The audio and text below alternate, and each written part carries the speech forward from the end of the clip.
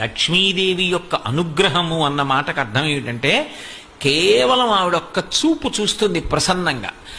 ఆవిడ చూపు ఎక్కడ పడుతుందో అక్కడ పడిన ఉత్తర క్షణంలో ఇక అలా ఇలా ఉండదు. ఇక ఐశ్వర్యం, అది ఉత్సాహం కానివ్వండి, సంతోషం కానివ్వండి, పూనిక కానివ్వండి, అక్కడ ఉండేటటువంటి సంపద కానివ్వండి, అవన్నీ కూడా అంత పుష్కళత్వాన్ని పొందుతాయి, అంత సంతోషంగా ఉంటుంది.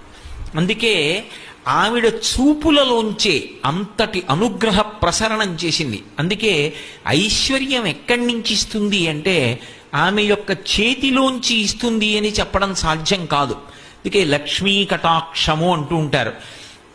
ఆవిడ చూపు పడితే చాలు, ఒక్కసారి అలా ప్రసన్నంగా చూసిందా ఇక అక్కడ ఎంత ఐశ్వర్యం ఏర్పడుతుంది అనేటటువంటి దాని గురించి చెప్పడం ఎవరికీ సాధ్యం కాదు. అయితే మీరు ఒక్క విషయం జ్ఞాపకం పెట్టుకోవాలి. నేను ఐశ్వర్యము ఐశ్వర్యము ఐశ్వర్యము అన్న మాట వాడుతున్నప్పుడు కేవలము నేను సంపద గురించి మాట్లాడుతున్నాను అని మీరు అనుకోకూడదు.